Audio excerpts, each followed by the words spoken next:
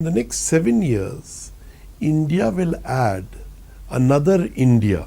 The economy has been totally transformed as the Morgan Stanley report comes out. India will continue to remain one of the fastest growing major economy. You see a country that is probably the fastest growing in the world, a largest contributor to the Asian GDP. 2013 से 2023 में कितना बदल गए हम सोचा नहीं था। जो लार्ज इकोनॉमी से उसमें सबसे बेहतर ग्रोथ रेट 22-23 में भारत ने दिखाया है।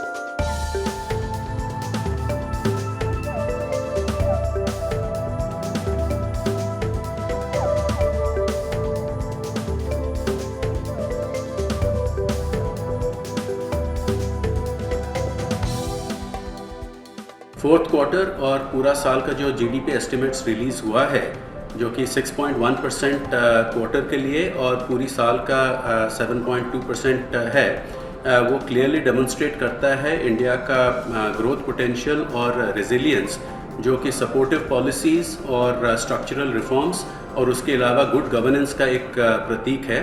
India will continue to remain one of the fastest growing major economy. This time growth is led by investment. Not only the government infrastructure investment, but also the private capex have taken off. What was built between 1947 to 2013 is almost getting built between 2014 to 2024. From 82,000 kilometers of highway in 2013, we are at 1,65,000 kilometers next year. From 1,400 tons of port handling capacity, we are at 2,800 tons. From 70 airports, we are at 140 airports. Our power generation is up 60% from 960 billion units to 1,600 billion units.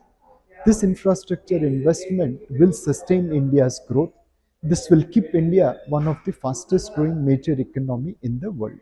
जो large economy से उसमें सबसे बेहतर growth rate 22-23 में भारत ने दिखाया है और अगले साल भी मुझे लग रहा है 23-24 में, जो अभी 2 महीने जिसके ख़त्म हुए अप्रैल और मई, उसमें भी भारत बहुत अच्छा कर रहा है। औद्योगिक एक्टिविटीज़ और कंजम्पशन काफ़ी ठीक चल रहा है भारत में, और जो रोज़गार की परिस्थिति है वो भी आज अच्छी हो रही है। फॉक्सकॉन एक तरह से नया प्लांट कर्नाटक में शुरू करने जा रहा है, जहाँ पर करीब 2 करोड़ हाई एंड आईफोन बनने वाले हैं। This is not just a one-year number, it is probably the coming together of just a whole lot of initiatives being driven by the government, and probably never seen this kind of a massive focus on execution that one has seen over the last 8 to 9 years than ever seen before. So I think when you put all of that together, combined with the supply side focus that this government has had, especially on the growth of infrastructure and some long-term projects like Gati Shakti, I think it is in a way not a surprise that at some point in time, coming out of the pandemic, you see a country that is probably the fastest growing in the world, a largest contributor to the Asian GDP, and probably poised to become the largest contributor of GDP growth globally. The fact that for March we had GST collection of 1,89,000 odd crores is a testimony to the high quality of economic decisions taken. The economy has been totally transformed as the Morgan Stanley report comes out. For an economy to grow, there are two things that are important: labor productivity and capital productivity. Capital productivity has gone up. Reducing the corporate tax to 25% has increased tax collection. The figures are really astounding.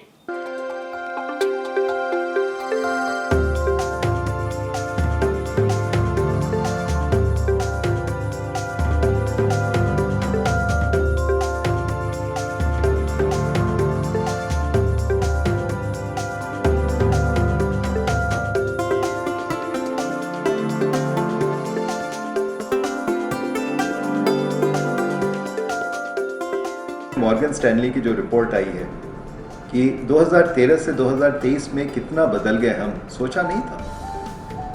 और मेरे लिए तो उसमें दो सबसे महत्वपूर्ण जो आंकड़े थे, उन्होंने 10 कारण गिनाए हैं और 10 परिणाम गिनाए हैं। लेकिन दो परिणाम जो उन्होंने व्यक्त किया है, एक है कि प्रति व्यक्ति आय लगभग 2.36% यानी 2.36 टाइम्स 236% बढ़ जाएगी अगले 8 साल में। और यही तो हमको चाहिए कि हर भारतीय, हर हिंदुस्तानी की आमदनी बढ़े।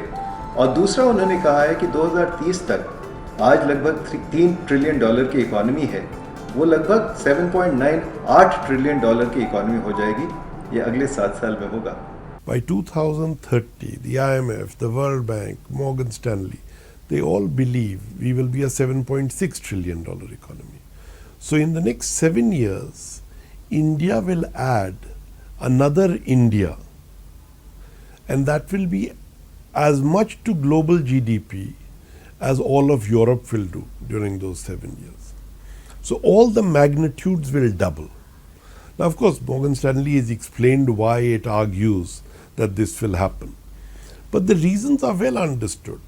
You know, we have spent more on infrastructure in the last 10 years than we have spent in the 70 years before. I mean, so, you know, that's one. If you look at our technology stack with UPI, with CoWIN, with OSIN, and the fact that we have Aadhaar, we have mobile phones, we can actually directly, transfer benefits to most of the population. This is a big deal.